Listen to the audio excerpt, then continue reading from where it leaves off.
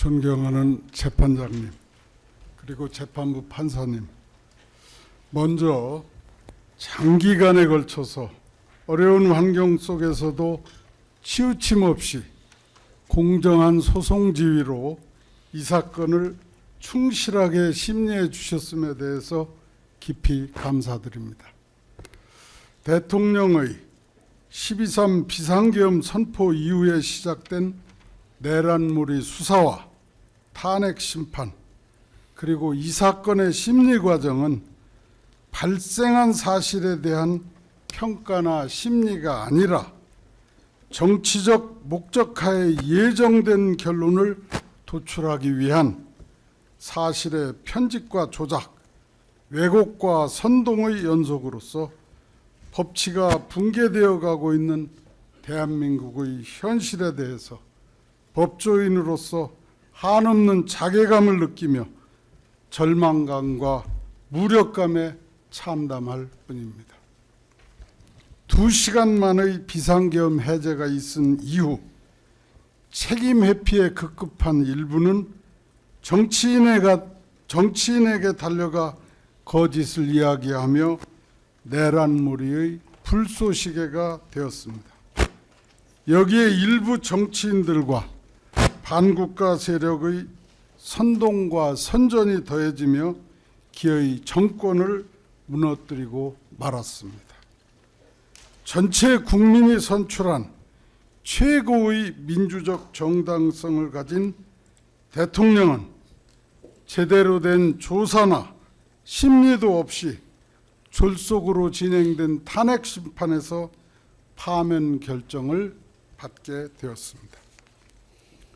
탄핵 심판에서는 헌법과 법률에 정해진 증거법이 무시되고 기일 지정 등 적법 절차가 지켜지지 않은 채 진술의 임의성이 의심되고 반대 신문권도 전혀 보장되지 못한 증거 능력 없는 수사 기록이 무차별하게 제출되는 등 법적 절차가 완전히 무시되었습니다.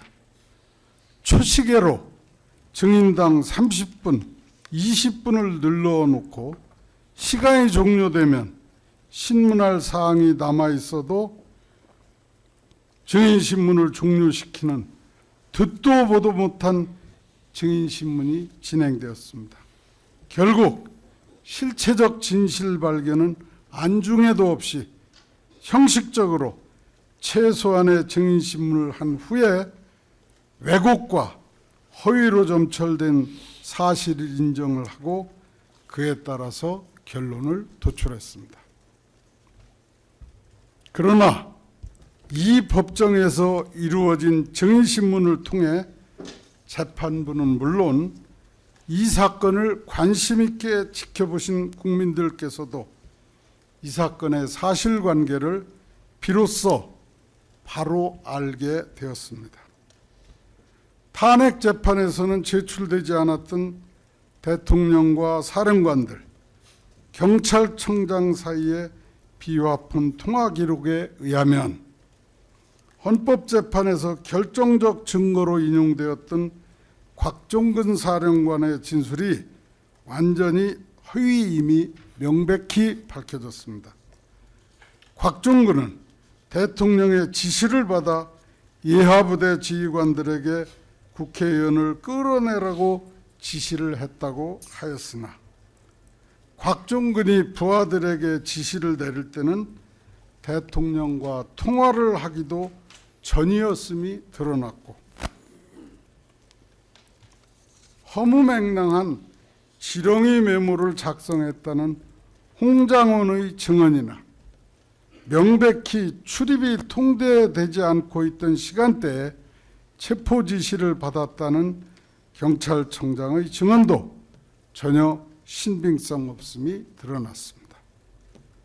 국회의원을 끌어내라거나 본회의 의결을 방해하라는 대통령의 지시가 있었다는 객관적 증거는 전혀 찾아볼 수 없었고 오히려 당시 야당 정치인에 의해 조작되거나 유도된 허위 진술과 언론의 허위 보도를 통한 여론몰이밖에 없었습니다.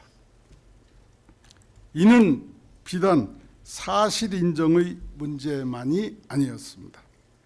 법원 행정처장께서 수사기관들이 서로 수사권을 주장하는 것에 대해서 비정상적 상황이라 지적하였음에도 수사기관들은 각자의 위생만을 생각해서 무리한 수사를 계속하였습니다. 수사권 없는 수사기관의 기소에 대해 공소기각을 선고한 대법원 판례들이 많이 있음에도 불구하고 설마 이러한 중요한 사건에서 절차적 위법성을 따지겠냐는 아니란 태도 때문인지 절차에서의 위법을 서슴지 않고 저질렀던 것입니다.